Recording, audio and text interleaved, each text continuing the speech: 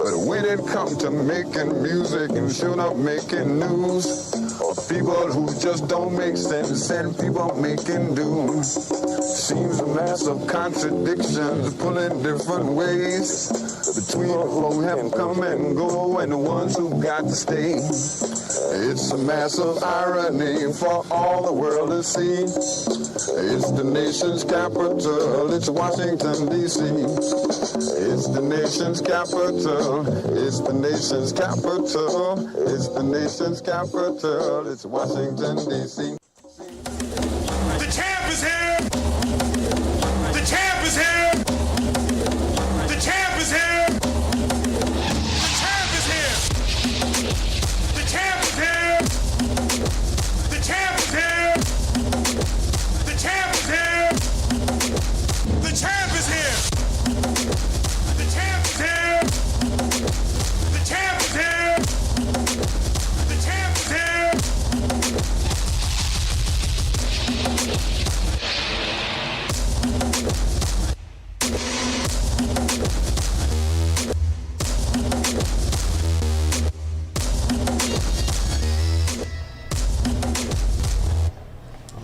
All right. You know, this is the champ. You know, this is the Commish radio show, The Legal Standpoint with Michael Todd. This is a double special. And the reason why we doubled up this time, because we're doubling down, because what's going on in Washington, D.C. Go ahead, hit that track for us for a second.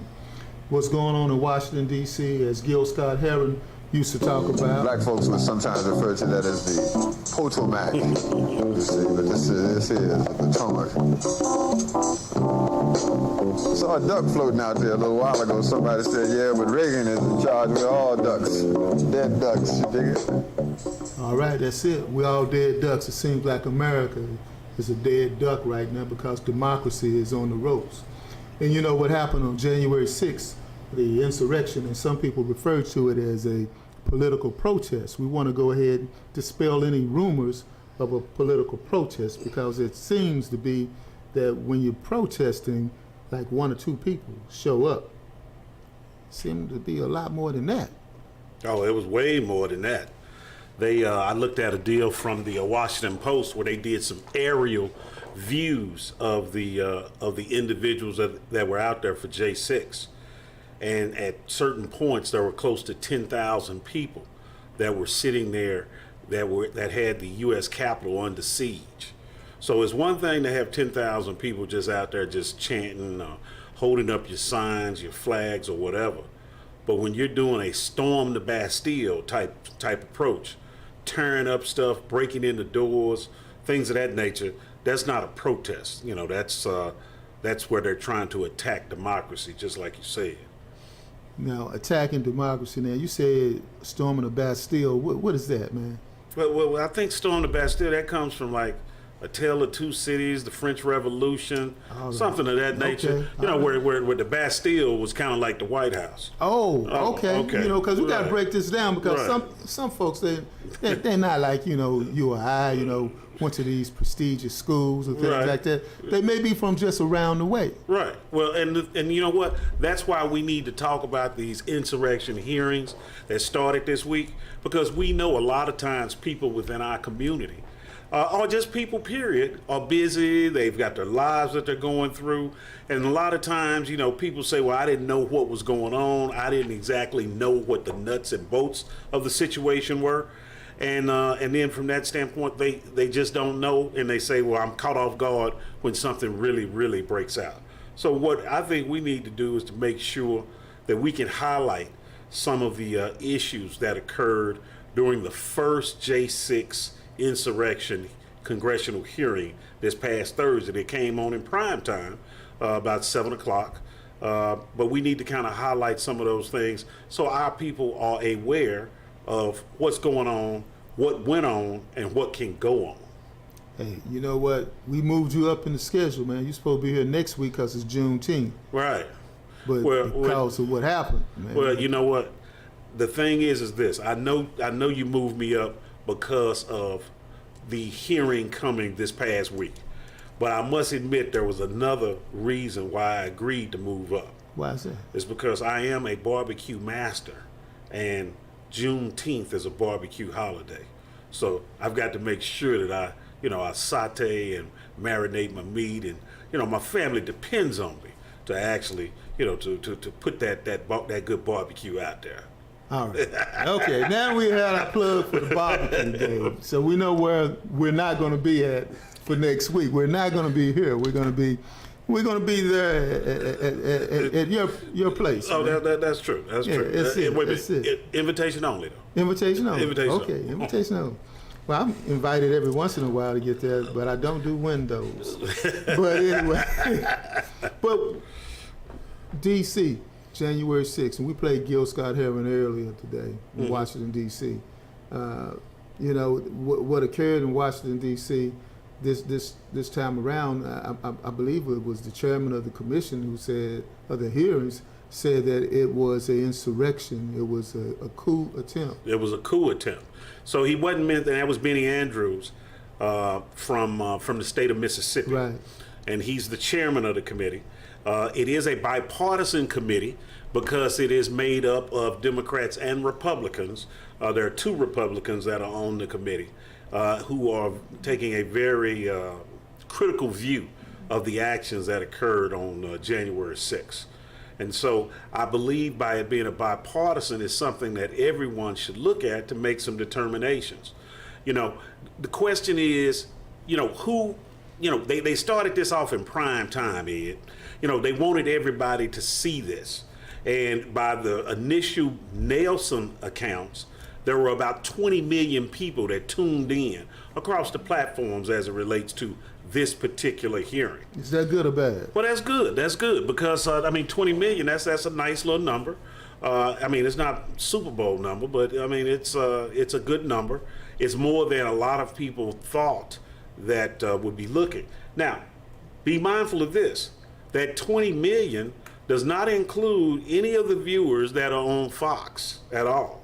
Well, they didn't do it, did they? Well, yeah, out of all of the major networks, right? You had ABC, NBC, MSNBC, CNN, NPR. All the major networks carried the hearing, except for Fox.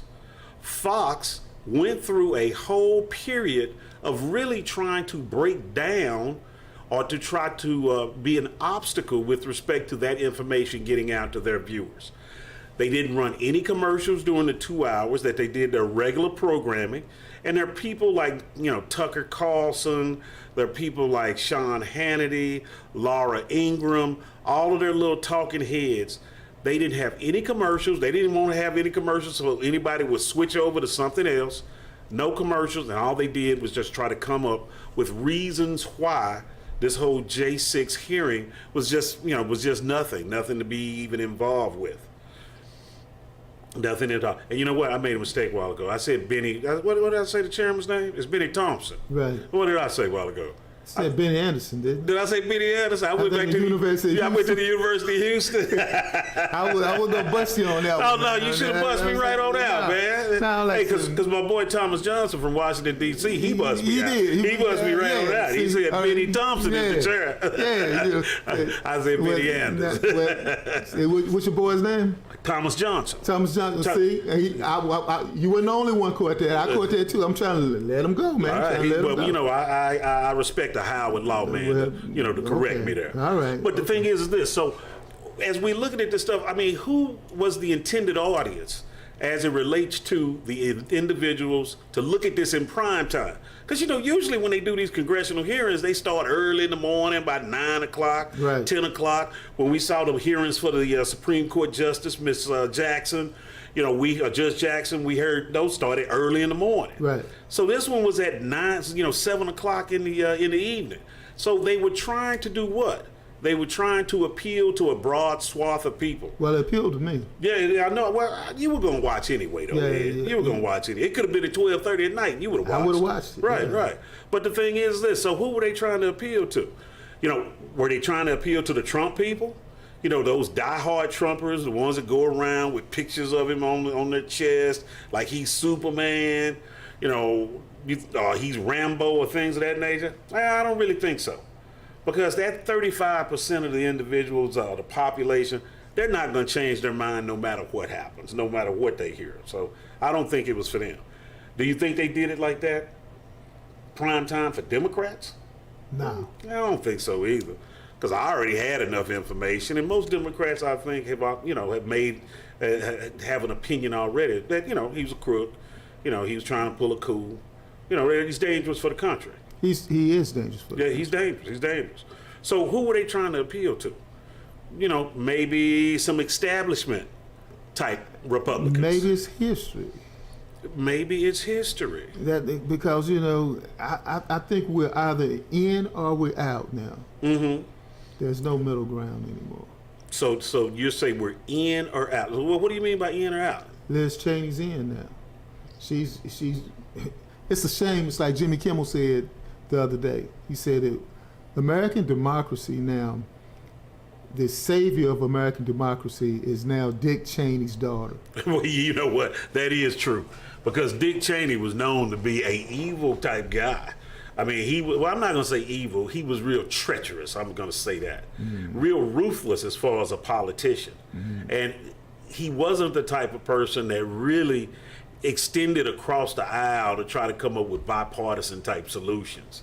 And yes, his daughter now is being advocated as being this, this defender of democracy. Yeah, of democracy. And the thing is this: as I watched her, I was really pleased with, with what she did as it relates to talking about the insurrection, the coup, and the responsibility that the Republicans have in trying to hide what really happened. So I thought she was a real good advocate for democracy the other day. So do you think, though, as she being an establishment Republican, do you think she's trying to talk to other establishment Republicans? I don't even think she's an establishment Republican. I just think she's a Republican that has some good common sense. Really? Yeah. So you don't think she's established? So she's not. No, I think she's right wing. You think she's right? Well, and you know what? And a lot of times when you look at her positions, she voted with Trump about 93%. That doesn't mean that all of a sudden she's just decided, oh wow, yeah. Right. No. So you wouldn't send her any money, anything, for her election coming up, anything, even though she's standing up for democracy. No, I wouldn't do that. No, she's on her own. Yeah. I thought about it, but I decided not to. No. Yeah, I didn't think that was good. So what about independents? We've got a lot of people that are out there that are Democrats, aren't Republicans. Do you think? Like who? Well, a lot of people. Like who? A lot of people say. You dropping names, counselor. Okay, well, we can say Bernie Sanders. Bernie Sanders is independent. Independent. Right. Right. And what's the other guy's name? It's another senator. He's an independent. Angus King. Angus King from Maine. Right. So you got some independent, and you have a lot of people within the population. Because you know what? A lot of Republicans have been fed up with Trump. But they're scared. But they have removed themselves from the Republican role, and they are now registering as independents. So I think that's a real cross-section of people that we need to be able to touch to address. They need to man up and woman up. They need to man up and woman up? You don't think they have? No, I don't think so. So by leaving the Republican Party, that's not something? That's not saying anything? No, if you're in a fight, you're in a fight. So what does that mean? That means you stay there and you fight. Okay. So the people that voted to impeach Trump. You just don't do what other people do. The senator from Tennessee, I can't think of his name right now, decided not to run for re-election. The people decide not to run for re-election in Arizona. Senator there decided he's not going to run for re-election. When they decide not to run for re-election, I forget their names. Right. That's what they do. Well, yeah, I know what you're talking about. You just keep fighting. That's what you do. Well, the thing is this. I do believe. But they don't want to take an L. Nobody wants to take a loss. But I do agree with you that if you have some issues with a person where you're just diametrically opposed to that individual's positions or that person, right? The issue, the way to resolve it is not to quit and, take your ball and go home. Yeah, you got to knuckle up and you got to go after. But they don't do that. Yeah, they don't. They haven't done that. They don't do that. So by essence, they go ahead and they just leave the party and let it be. Okay, but they can still vote. Do we need to try to influence their vote as it relates to the midterms, to the 2024, Yeah, but things of that nature? but they need to woman up and man up. I mean, that's what they need to do. Well, if they left, I think. Well, all I'm trying to say is I think they are an audience that we're trying to make sure that are in our columns. So what they need to do is do what we're doing now, is to speak out and don't run down the street like you hit somebody, like a little kid used to do back in grade school, and then run down the street. Stand there and fight. You get beat up, you get beat up. Right. Okay, all right. Well, I can go with that. I can go with that. That's it. I can go with that. I'm from Oak Cliff, man. I don't know where you from, man, but that's what we used to do. Well, I'm from Oak Cliff too now. Okay, then. We'll fight then. Okay, all That's right. what Well, I'm with that. All right, Gabe. What do you think, man? Dang. What's up? Man, that's what it is. You got all that stuff written down. What you got, man? Oh, I got a whole lot of stuff. One thing that we learned What's that? is that what happened on January 6th, Right. it wasn't a haphazard event. It was something that was planned. It was something that was coordinated.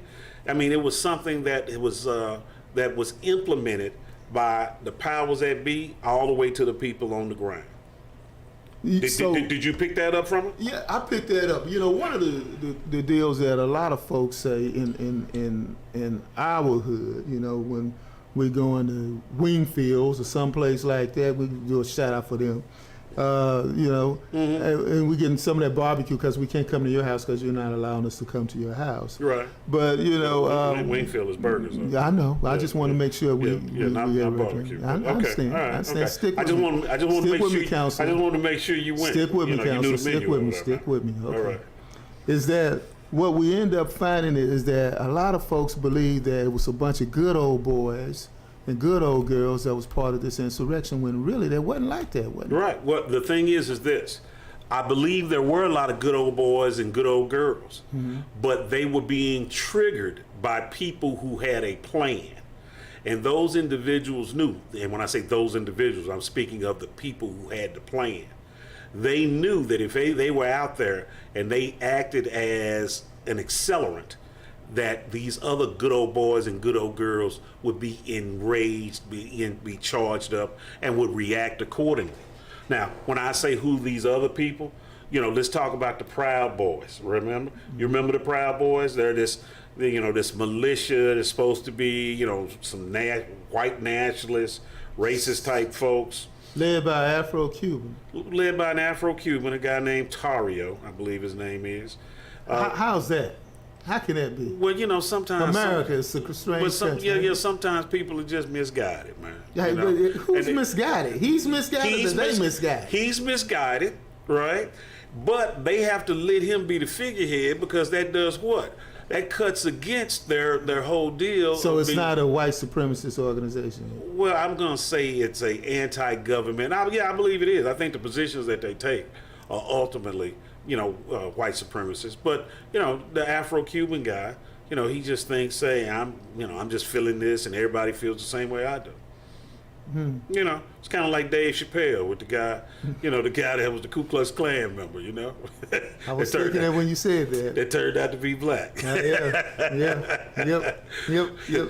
So we got the Proud Boys. And if you remember the Proud Boys, Trump shouted out to the Proud Boys. Yeah, he did a shout out to him. Yeah, during the Stand Biden debate, when they told him disavow these people. And what did he say? Stand by. What did he say? Stand back and stand by. Right. To put them on notice. And the Proud Boys, they had stuff in the investigation hearing the other night where they said that it was like, that comment was like a recruiting bonanza to them. Yeah, because he said, wish I could have went ahead and made a shirt out of it. Right. And they could have made money off of it. But Right. Trump already did, they couldn't do it. They couldn't do it. And the thing is this. They said that their roles were just started to swell with individuals, all right? And then we had another group, which is the 3%ers, all right? The Oath Keepers. Right. And the Oath Keepers, their little leader is Rhodes. And if you remember, Rhodes lived right around here in the Metroplex Center. In the Dallas-Fort Worth He area? sure did. He did. He initially lived somewhere else, Montana or somewhere, but he moved here. And when he was arrested, by the Department of Justice, he was right here in Dallas, or in the Metroplex area. And staying on topic with that, one of the leaders of the Charlottesville protests that they had, he was from here as well. Right. Yeah. So what is it about this area? There were a lot of people that we know. Well, it's historically speaking. Now I can drop my history major into it. Is that the largest Ku Klux Klan chapter in the 1920s was in Dallas, I did not know that. and the second largest was in Fort Worth. Really? So this whole Metroplex was nothing but just a bed of racism. That's it. Really? And Dallas could have been larger, except they had another chapter in Oak Cliff, which brought more meaning to the word Oak Cliff. That's my hood. But proceed, counsel. Okay. So we had the Oath Keepers with Rhodes. We had the Proud Boys, all right? And what we found out the other night, this past Thursday, is that there was coordination ongoing between the two of them. So you basically had two militia armies then. That's correct. And so they even showed, now the Proud Boys, you know how sometimes, man, when you get just kind of caught up in yourself, where I ain't never been caught up in myself. Well, I know, but sometimes people get caught up in themselves. They feeling themselves, so they're filming themselves. They doing Facebook Live all the time. You got me. I was doing that right then. Yeah, all that kind of stuff.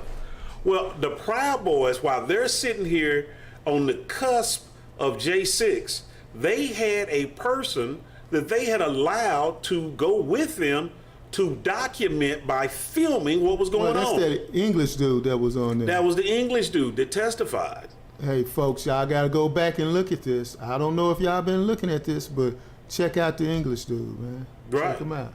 So what happens, we got this English dude that's going with him, and he's filming everything. Now, Tario, who is over the Proud Boys, he had gotten arrested the day before J6. And the reason he got arrested was because they had a protest on December the 12th, I believe it was, and he had taken the Black Lives Matter signs from the church, had burned the flags of the Black Lives Matter, things of that nature, and so they had him for a destruction of property type offense. So they had a warrant for him. So when he got to the city, they swooped him up. When they swooped him up, he had like an AK-47. I think he had an AR-15, and he had some 30-round mags, which in the District of Columbia is a criminal offense, so they charged him with that. He bonds out. He gets out on J6. He's supposed to be getting out of the city, not supposed to be doing anything, right? So what happens, though, with the English dude that's documenting all this, they go to this secret garage where they had this meeting between him and Rhodes with the Oath Keepers. Yeah, I saw that, man. And they're in there talking, and you hear a guy saying, it's gonna go down. It's gonna go down. We just have to make sure we hit hard. We hit, we do this in a forceful manner. And then they had this big discussion. As a whole, they got attorneys down there with them. All types. Attorneys down there. Yeah, it was a woman that was an attorney. That was down there. Well, see, that goes back to what I was saying. A lot of people think there was a bunch of good old boys and good old girls there. They got attorneys. Sitting there. This guy Rhodes, that's with the Oath Keeper, he graduated from Harvard Law School. He graduated from Harvard Law School? Harvard Law School. Yeah. Matter of fact, we said that he was from Dallas, right? Mm-hmm. When he got arrested. I know a couple of the attorneys that were representing him when he got arrested, as far as his detention here with the feds, and also represented him on his detention hearing when he got up to Washington, D.C. There goes the neighborhood. Yeah, there goes the neighborhood. Go ahead. So anyway, so we've got this coordination that's going on, all right? Now, the thing is this. The little English dude that did the documentary. I like the way you break that down, little English dude. Well, like you brought it in, and it just worked. It just worked good. Little English dude. The little English dude. Everybody going back on, I gotta go check out the little English dude. Right. So this is the thing. So on the morning of J6, right, the little English dude is there, and he's like, "Hey, the Proud Boys were supposed to meet over at the Ellipse where Trump is going to be speaking." Wait a minute, you using words again I don't know nothing about. The Ellipse? Yeah, that's it. Okay, the Ellipse, that's a port, it's like a pond, that type area, in D.C., down there by the monuments, where, they have, protests. I mean, and you know, things of that nature. it's a lot of people here listening to this, man. They ain't from D.C. Well, that's true. That's true. That's why I'm doing it. I know where it's at. Okay, that's true. Okay, so there's an area down there by the monument called the Ellipse where people meet, gather, have Gotta be user-friendly, protests, Mike. things of that nature. I understand. I understand. You keep me on my feet, on my toes. All right.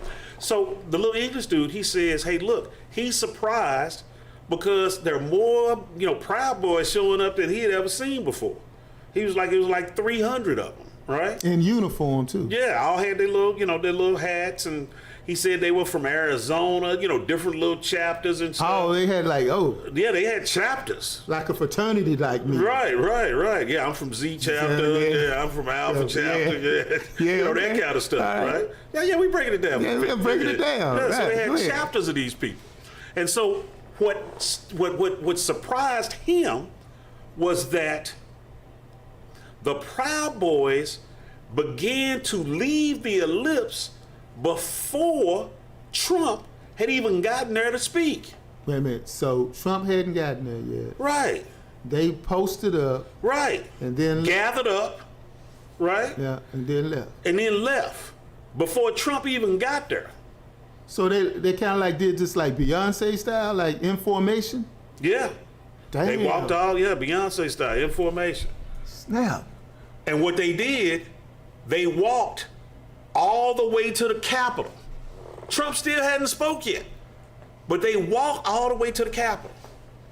Now, did they just go down to the Capitol, get to the Capitol, and just say, oh, okay, we're here, let's set up here?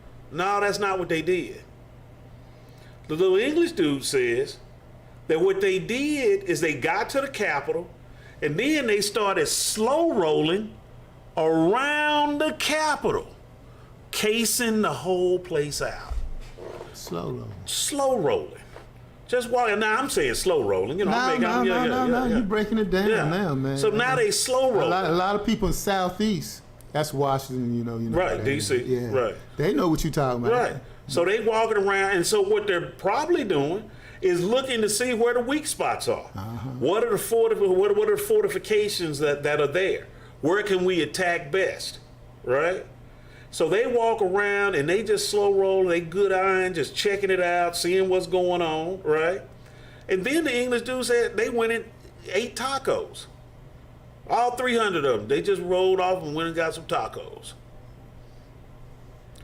I got a couple of jokes to tell on that one, but I'm going to leave them alone. Why is that? Because what place got 300 tacos? At least everybody got to eat one. But right. Who did get 300 tacos? Well, I'm not sure where they went. Yeah, but he said they went and ate tacos. That's just it. That's it. Right. One of the things we have to do, and we have at 5 to 20 mark, we're going to have to go ahead and play a couple of drops. You know who Gail Lamb Todd is? Oh, yeah, without a doubt. Okay, so what we're going to go ahead and do is we're going to play a Gail Lamb Todd drop, and we're going to play some more music, quick music interlude, and we'll be right back.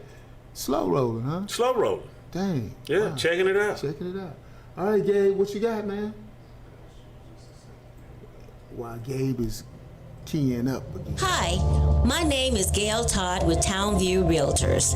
If you find yourself in the market to buy, sell, lease, or maybe you want to be a part of this hot real estate market by investing, just give my team of professionals and I a call at 214-675-9572.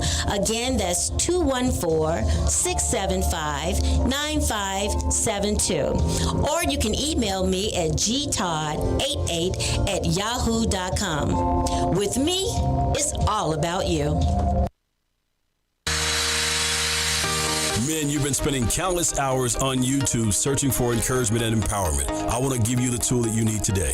It's InTheHuddleOnDemand.com. Go to InTheHuddleOnDemand.com today for the encouragement and empowerment that you've been searching for. You'll get a behind-the-scenes look of what's been going on with In the Huddle with Chris Howell. Go and check it out today. All right. Back again, Commish Radio Show Legal Standpoint with Michael Todd. What's up, man? Well, as we're talking about this coordinated effort, right?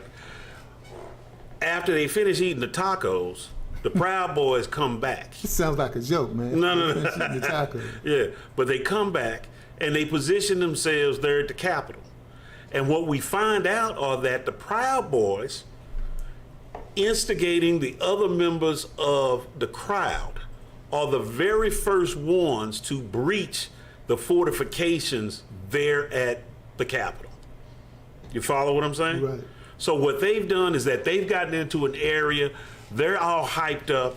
They say that people were talking noise and things of that nature to the people that, you know, and of course the Capitol was totally just inadequately, you know, set up. You know, we saw the pictures when Black Lives Matter was going to protest in D.C., how they had, you know, SWAT teams all over the whole city. But all they had out there for the Capitol, for the Trump people, was just a bunch of bicycle racks and folks with some bear spray, you know. So, but that aside, they breached this fortification, and what that does, that gets all the other people amped up, and before you know it, they are just in a big melee as it relates to what's going on at the Capitol, fighting to get inside. So it was a coordinated event. Now, check this out, Ed. That's the Proud Boys, right? I said that they met the night before with the Oath Keepers, right? Right. The Oath Keepers had set up on the other side of the Potomac River, which is Virginia, right? DC's on one side of the Potomac, Virginia's on the other, right? They had set up weapon depots at numerous locations where they stockpiled weapons and ammunition that they were going to bring into the district in the event that Trump gave them the word to, you know, to try to install some type of martial law. The leader of the Oath Keepers was making calls trying to talk to Trump to get the okay to activate his men to come into D.C. Weaponized. How close did he get? Well, they say he didn't get a chance to talk to him, right? But he was talking to, it was kind of like that old Robin Harris joke. He was talking to the man sitting next to the man sitting next to the man. So he was talking to somebody who evidently had some connection with Trump. And if you remember, the Congresswoman, she indicated the other night that, and we're talking about... You talking about the weird chick from Georgia? No. Marjorie Taylor? No. I'm just breaking this down. She's the weird chick. I mean, she really is. No. I'm not talking about her. Okay. I'm talking about... We got another one? No, the Wyoming woman we just talked about. Oh, you talking about Dick Cheney's girl? Yeah, Dick Cheney's girl. Okay. Yeah. So Cheney. Yeah, Cheney. So she said that she's on our side, so she's... Well, she's on our side right this time. Right, this time. So she said that there were individuals within the Proud Boys and the Oath Keepers that had communications with individuals within the orbit of Trump. Now, she said that? That's what she said. She said, when she said that? Yesterday? No, she said that Thursday. You wasn't listening? I was listening. I just want you to say it again. Okay, yeah, she said that Thursday. So there were people within these militias who had communications with people within the orbit of Trump. Now, was that Roger Stone? Was that Mark Meadows? That's the guy that got Nixon's picture on his back. Roger Stone, right. That's Well, you know, was it Michael Flynn? You know, that's the guy that said lock her up. You know, that had pled guilty. Then they decided that he wasn't guilty and they let him go. Yeah, okay. I just want to make sure we said and the one that was also pardoned. The pardon. Yeah, pardoned by Trump. Right. You know. That one. Okay. You know, Chris. Sure, yeah. So, but within that orbit, there has been some communication. Okay? So it's one of them. Well, I don't know if it's one of them. It could be somebody else, but it's somebody. Persons unknown. And that's what we're that's going. That's what they say, right? Persons known and unknown to the grand jury. Right. Okay. Okay. So, but we're going to find that out. And see, those are things that we have to stay focused on. Right. Things that we have to, you know, to listen about, right? Now, and what else did we find out? To show that it was coordinated, right? We know that all of these actions, right, have led to criminal charges against the Proud Boys and the Oath Keepers. How much time they get? Well, they haven't gotten any time. Well, let me back up. 3 individuals, the Oath Keepers initially were charged with seditionist conspiracy, right? And 3 of the individuals that were Oath Keepers have already pled to those charges. And that's a serious charge. This past week, there were 5 individuals with the Proud Boys that were charged with the same offense. And so what we have now is we have similar allegations against Proud Boys and Oath Keepers, right, who we saw on the film that they showed the other day were coordinating and talking about what they were going to do about the J5. I mean, about the J6. So this was not just some happenstance. You know, this wasn't like Do the Right Thing when they killed Radio Raheem and Mookie just grabbed the bucket and just threw it through the store. That ain't what happened. That ain't what happened. You follow what I'm saying? It wasn't like that at all. I was listening to Fox News, and that's what they said. They said what? They said it was that, you know, it wasn't that big of a thing. Yeah, it's not big of a thing. It's, you know. But what do we have to check Fox News? They have text messages from Sean Hannity. They have text. He's with Fox News. He's with Fox News. He's one of their favorites. You know, he's all rabble rousing and always causing problems. But during the time period of the January insurrection, he was texting Mark Meadows, or those individuals within Trump's orbit, saying what? You need to pull this back. This does not look good. We losing everything that we've worked for. You know, this, you should never say anything about the rigged election again. That's what Sean Hannity was saying. Fake news. Yeah, right. What you just said was fake. Yeah. He never said that. Right. That's what they're gonna say. Well, that's what he says now. Now he's saying, it's like, it ain't no big deal. See? But the hypocrisy of these people is just, it has, this is my thing. They like Richard Pryor. Who you gonna believe, me or your lying eye? Right. But my thing is this, man. You're on national TV. If you're saying one thing, you got to have some integrity. If you don't have any integrity that's the problem with Congress. They don't have any integrity. Well, they really don't. So is it that Congress doesn't have integrity, or is it the Republicans don't have integrity? You're right. You got me on that one. I had to walk that one back. Okay. Republican congressmen. Wait a minute, hold on. And congresswomen. Right. Don't have any integrity. No, don't have any integrity. Right. No, because this is ridiculous the way this happening. Well, because, you know what? You said this was bipartisan, right? Right. And it's only, 2 people that are Republicans Correct. That's on it? And normally on these committees, it's even and even? Right. Well, that's because what? 7 and 7. When they wanted to get a bipartisan, non-political commission, like they did with 9/11, first they said, they being the Republicans, said they were cool with that. Then they turned around and said, no, we ain't doing that. So then Nancy Pelosi says, okay, well, I'm going to do a select committee. And then, you can name some members to the committee. So they named folks like Jim Jordan, and they named this other guy. And Jim Jordan and this other guy, they were people that we were saying that there were facts that were saying that they were involved in the coup.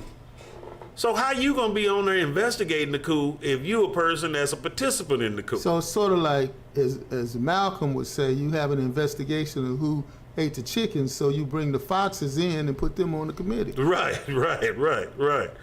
And so Nancy Pelosi said, well, that I'm not, she said, no, those individuals cannot be on the committee. You can name some other ones. So what happens is that the minority leader, who is McCarthy, he says, well, if I can't put the people I want, I ain't putting nobody. Hey, McCarthy, that name sounds familiar. Yeah, he's the one that's always, he came out after J5 and said that Trump was responsible for what had happened. Right. That's the one that wants to be Speaker of the House, right? Right, he wants to be Speaker of the House. But a week or two later, Trump gets on him. He goes down to Mar-a-Lago, kisses the ring, And now he's coming back talking about, oh man, it wasn't no big deal, man. I was just playing. I was just playing, man. You know how I am. Sometimes, man, you know, man, I didn't take my medicine. I was sick, man. You know, I wasn't thinking right. Blame it on alcohol. Right. I've been drinking. I hadn't taken my medicine. Yeah. So he that wasn't even me. That was my baby brother. Yeah. So he comes back and tries to say that. But the thing is this: all of those individuals, man, all of them are just. I mean, it's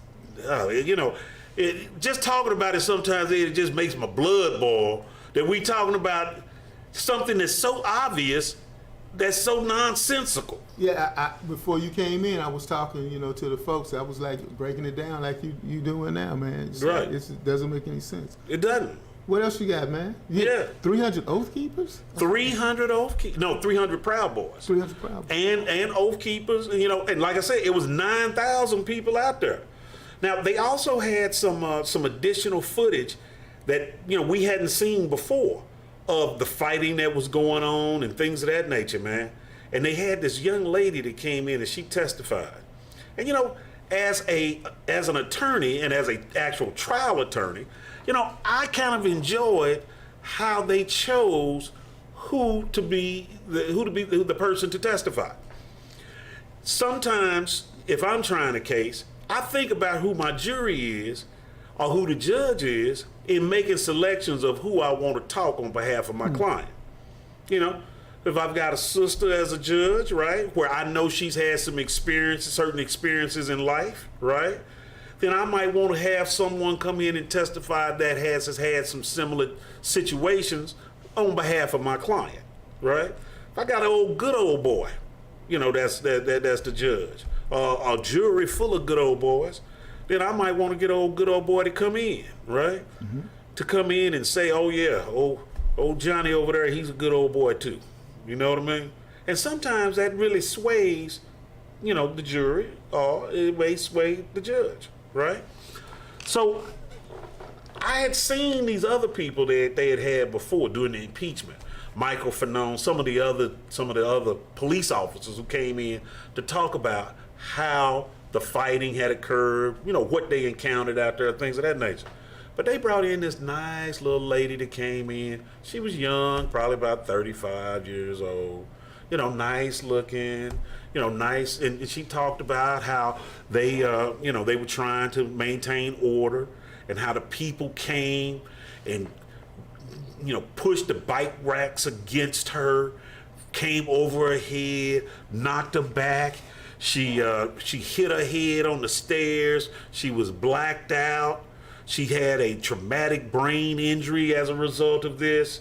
But even with that brain injury, when she came to, she got up and she went back to hand-to-hand combat with all these insurrectionists. And you know what? It was a real compelling story that I think will not only resonate with the people that were there in the room, but also with respect to the population of here in the United States.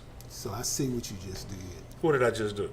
I see what you just did, because before they had the big brothers on there. Yeah. Yeah. Mm-hmm. Yeah, so the big brothers on there, it's like they could take care of themselves. Right.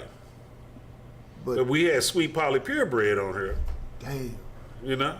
I see why you went to law school, man. Yeah, so we get Sweet Polly on here. Damn, man. And Sweet Polly tells her story, and they like, my God, what was going on out there? She said something about it was blood everywhere. Yeah, she said she slipped in the blood. I was slipping as I'm fighting. I'm slipping in people's and then blood. I'm visualizing. I'm going, oh my goodness, she's going through all this. Right. But if it was a big brother out there, I wouldn't. Right. You'd have been like, oh, that's what they pay him for. Anyway. Yeah. He can handle it. Yeah. But Okay. they out there doing something to Sweet Polly. Yeah. Oh man, that's No. Yeah. Wow. That may have. But what about the little English dude though, man? What's his looking at, man? Well, the English dude was the documentary guy. Well, I know, man, but why do you think they picked him on there? Because he sounds English? No. Because when you do a documentary and they always have an English sounding person, they make something that sounds so stupid, sounds so educated. Right, but I think the They reason. do. I'm sorry. Okay, but that wasn't the reason they had the English why they guy. have him? They had the English guy because he was embedded with the Proud Boys. And so he had documentation as it relates to what they did step by step. to show. Had you heard before that they had circled around the Nah, Capitol? that slow roll you talked about. Yeah, the slow roll. Did you? Yeah, I hadn't heard about that. No. Did you hear that they had left the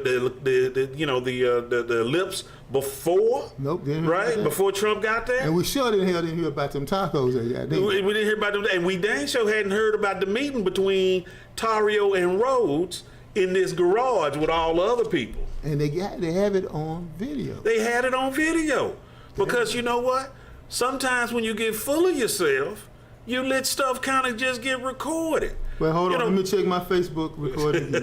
Keep going. Because you know what?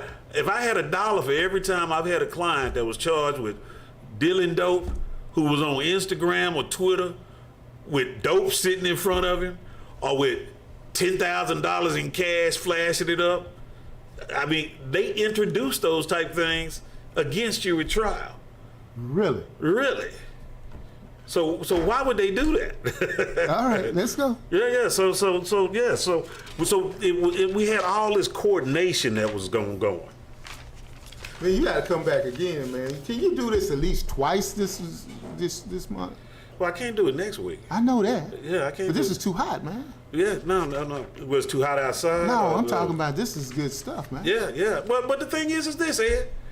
Everything that I'm saying is not like this was something that I've been researching. No, I know. But the thing is that we have to pay But attention. we gotta keep hammering this, though. Right. But we've got to pay attention to the information that's being provided. And we also have to do what? Synthesize it and be able to remember and apply it to how it's going. Well, we gotta- but that's our role, though. That's our role. That's our what role. we do. That's what we do. That's you what know, we do. just try to make sure. Introduce the topic and drop it. That's Right. what we do. Yeah, I like that, man. Yeah. You've said that before. I got it from Pop. Go ahead. I like that. Okay, what else did we find out, man? What else we find out? You know, we at 5:42, man. Right? You may want to go ahead and do your closing, man.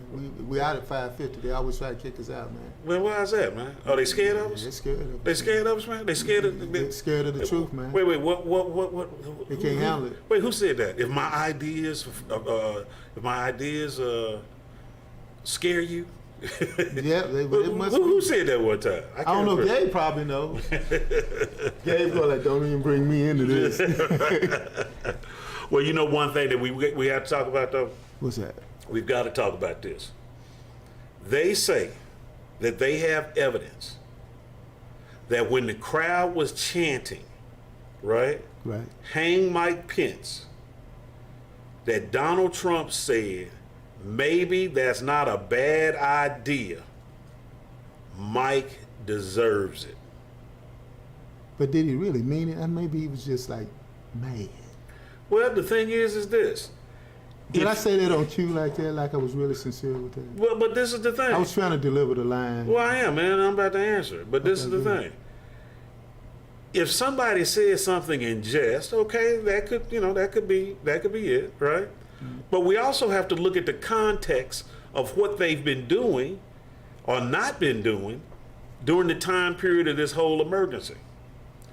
So we've had this where these people are overrunning the Capitol for hours, and not one time has Donald Trump called for the military, called for the National Guard, called realistically for his people to stand down. You know, he comes on at one point afterward and says, this is what happens when a great election is stolen and rigged. You know, I love you all. Right. You're great people. Go home. Go home in peace. Yeah. You know, something to that effect. So when you look at the vacuum of action to stop what was going on, then that gives a different meaning to him saying, well, maybe, right? Maybe that's what Mike deserves, right? And so I think it's pretty damaging testimony, especially in light of the fact that we also heard from Bill Barr. We heard from, his campaign people. Ivanka Trump, all saying, hey, man, you lost, dude. And to this day, what is it? Today is June 11th, 2022, a year and a half later, and this dude's still running around talking about it's a rigged election and all that kind of stuff. What's going on with that? And we got 35% of the population agreeing with this. You know, he had 60 lawsuits and lost them all. I mean, how can people, you know, this is akin to black folks being hung back in the 1920s, and we have a whole jury trial, and even though everybody comes in and says he did it, they find him not guilty. That's basically what's happening. Why is that? We got to change that. How can we change it? As we always say, you got to vote. You know, one thing, you know, I know a lot of times, and, you know, even I fall prey to this sometimes, because it seems like they changing the rules. But I was talking to Royce West one time, and he told me, man, there are more black people in the state of Texas than in any other state in the United States, as far as sheer numbers. We got to register and we got to vote, man, especially in this midterm election, because usually turnout is low. If we can get people to register and vote, we can have a profound effect on how politics occurs in this state from now on. That's the first thing. We got to fund, right? Because I always go to the Frederick Douglass thing. You know, we got to vote. We got to do what? We got to go to the jury box.